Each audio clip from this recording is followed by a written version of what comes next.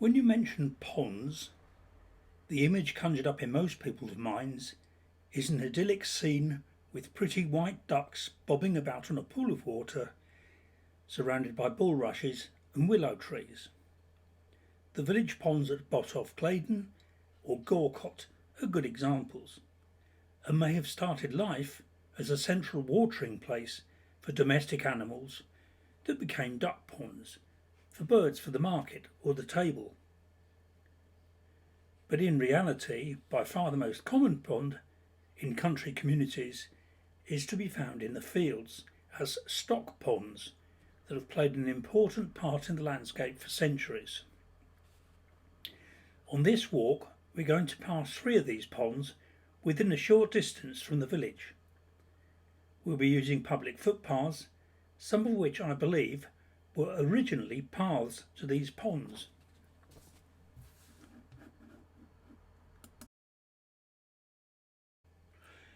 Until the arrival of water mains to the village in the early 1930s, ponds were a hugely important source of water, both to farmers for their livestock and to some households. The town well, as Sean's Well was known, was the prime source of drinking water for all households in the village which didn't have their own well, which would have been most properties in the mid-19th century. However, if there was a closer source of fresh water, it seems inevitable people would have gone there for their water rather than carry water back from the town well. We can deduce this from the tragic death of 24-year-old Albert Walker in September 1895, who appears to have had a fit whilst filling pails of water for home use from a pond behind the Sportsman's Arms at the bottom of Quainton Road. His body was discovered by 2 women who had also gone to the pond to collect water. But within a couple of years of Albert Walker's death, a water pump was installed by the parish council at the top of Quainton Road. The ponds we are going to see are known as artesian wells. This means their source is underground spring water rising to the surface. These are not man-made ponds, but natural features, likely to have been here for many hundreds of years, and known by most village residents as a reliable source of fresh water all the year round. They may have been enlarged in area over the years to help provide safe, shallow access to the water for livestock. And that accounts for this footpath that runs directly from the village to a large pond. It has no other objective than to provide a direct route of access to fresh water for people in the village.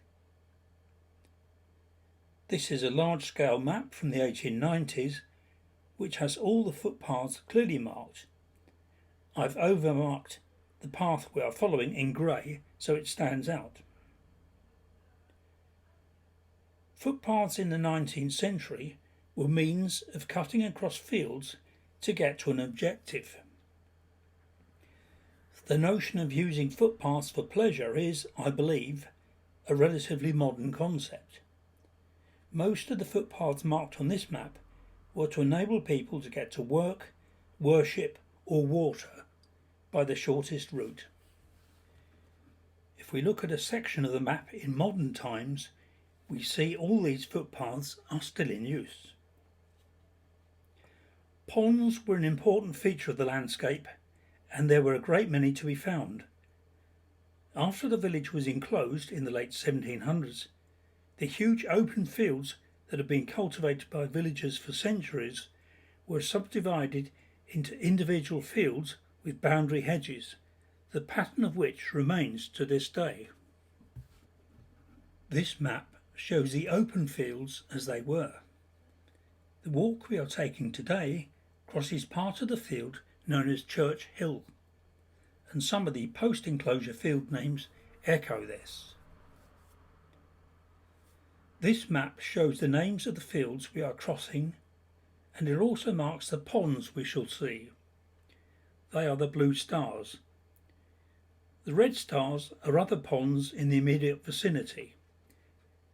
This map dates from the late 1800s, but all these ponds are still in place, and I suspect they are all artesian wells, so they never run dry.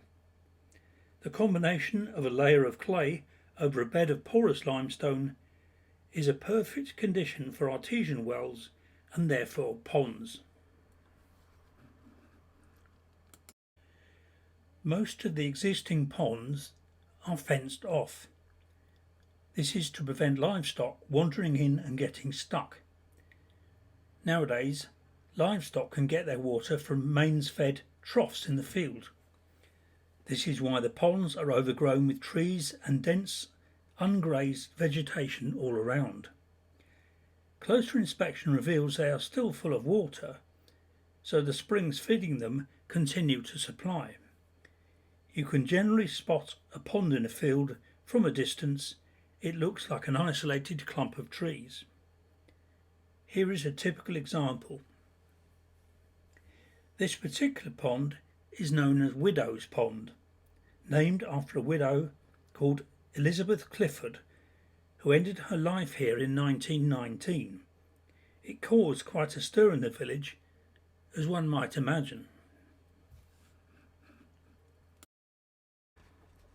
But if the village was shocked by the suicide of a 76-year-old widow with chronic health problems, think how much greater the reaction when in 1870 a teenage girl drowned herself in a pond barely half a mile from here. The girl was Elizabeth Odell, a waitress at the Bell Hotel in Winslow. She was being treated for anxiety, but no one predicted she would take her own life one summer's evening.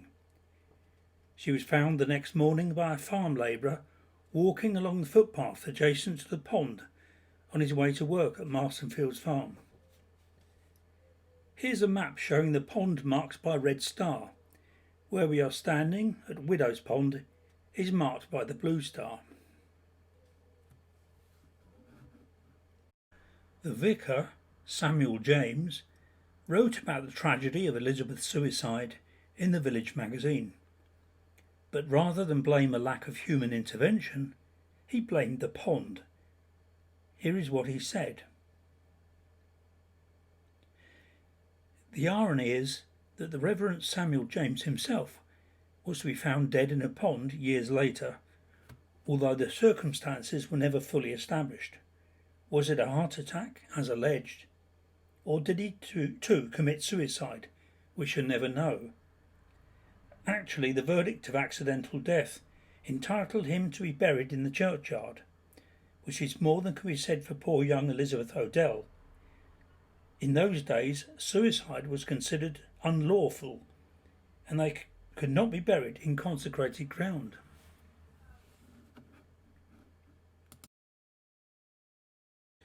The pond below Widow's Pond is called Gravel Pit, which gives the name to the field it sits in. Why it is called Gravel Pit is a mystery. There is no gravel found in these parts, but perhaps gravel once had a different meaning.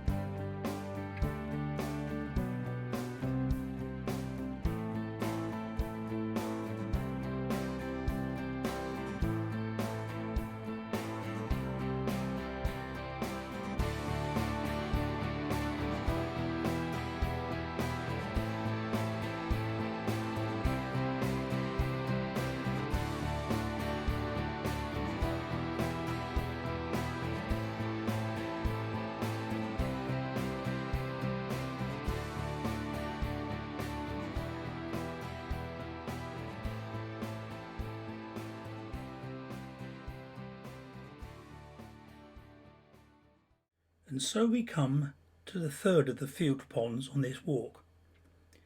This one, as far as I know, doesn't have a name. It's the smallest of the three and was here in the late 19th century, so it is likely to be another of the artesian ponds, an invaluable source of water for livestock and people.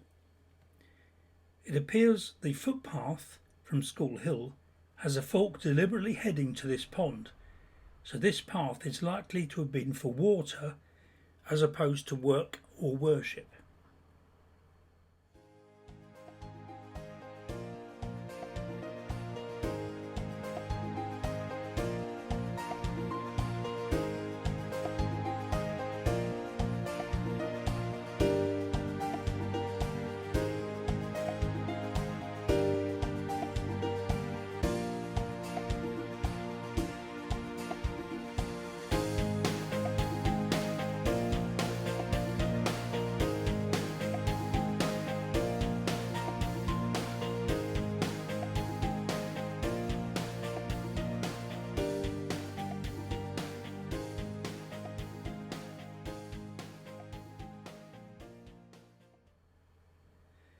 The path from here drops down to meet the long path that runs from School Hill to Granborough. It's self-created so people could walk to Granborough away from the road below, which would have been impossible for pedestrians to use during the winter months, due to the ruts from cart wheels and horses' hooves churning up the clay mud. The road wasn't surfaced as we now see it until the 20th century, so this footpath that traverses a hillside was the main route that people on foot would have used between the villages.